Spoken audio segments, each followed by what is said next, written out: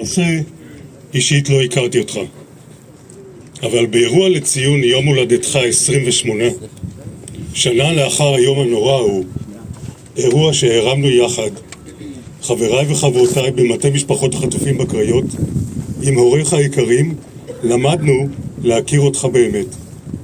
שם על הדשא, ליד ביתך, כשמסביב בני משפחה, חברים וכל כך הרבה צעירים שבאו באהבה, נפרס מולנו פסיפס של חיים.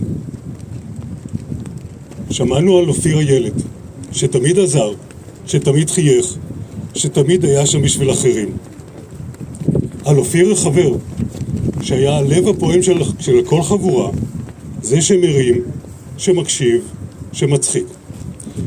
ועל אופיר האדם, שביום של חושך בחר באור, שראה תמיד קודם את האחר, ושנתן תקווה גם כשהכל קרס.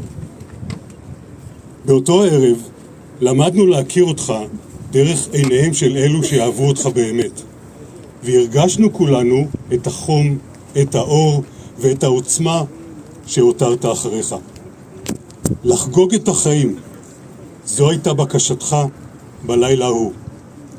שם ביום הולדתך 27, מוקף בחבריך האהובים, כשבאמתחתך עוגת יום ההולדת שהכינה אמך היקרה בהמון אהבה, במקום שהיה עבורך השמח בעולם.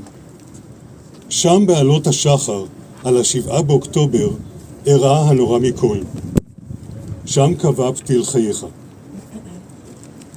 אופיר היקר, היית ובעזרת השם לתמיד תישאר סמל של חיים, של אהבה, של אחריות, ושל הערך החשוב ביותר, סלע קיומנו כאן, שבזכותו יש לנו תקווה בארץ הזו, ולאורו חובה עלינו לחייך גם את הדורות הבאים, ערך הערבות ההדדית. גם כשידברו על ההפקרה, גם כשינתחו את המחדל. וברוח הערבות ההדדית נזכור שביום ה-755 נותרו בינינו 13 משפחות המייחלות להשבת יקירם מהשבי ולהביאם למנוחת עולם באדמת הארץ. יהי זכרך ברוך.